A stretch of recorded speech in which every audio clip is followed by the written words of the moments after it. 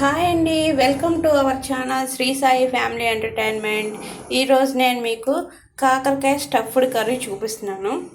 దానికి కావాల్సిన పదార్థాలు వేరుశనగ పప్పులు, వెల్లుల్లి, వేయించిన శనగపప్పు, జీలకర్ర, ఎండుమిర్చి, అలాగే కావలసినంత తగినంత ఉప్పు. ఇవన్నీ కలిపేసి ముందుగా మిక్సీ పట్టేసుకోవాలి. అట్ ది సేమ్ టైం కాకరకాయలు ఇలా నీట్గా క్లీన్ చేసుకుని కాకరకాయలను శుభ్రంగా ఇలా కట్ చేసుకోవాలండి.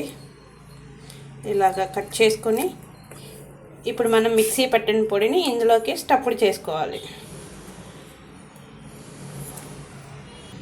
వీటిలోనే ధనియాలు ఉంటే ధనియాలు వేసుకోవాలండి. నా దగ్గర ధనియాల పొడి ఉంది, నేను ధనియాల పొడి మిక్స్ చేస్తున్నాను. ఈ విధంగా కాకరకాయలోకి అంతా మిక్సీ పట్టిందంతా ఇందులో ఇలా పెట్టేసుకోవాలండి. కాకరకాయని ఇలా చీల్ చేసి ఇలా పెట్టుకుని స్టవ్ మీద బాండి పెట్టుకుని ఫ్రైకి సరిపడా ఆయిల్ పోసుకోవాలి. ఆయిల్ బాగా హీట్ ఎక్కిందండి. ఇప్పుడు ఇందులో ఈ కాకరకాయలు ఇలా వేసుకోవాలి.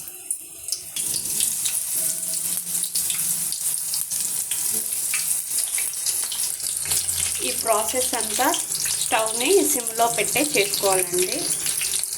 సిమ్లో పెట్టి ఫ్రై చేసుకుంటూ ఉండాలి. ఒకవైపు ఫ్రై అయ్యాక మళ్ళీ ఇంకో వైపు తిప్పుకుంటూ అలా మొత్తం ఫ్రై చేసుకోవాలి.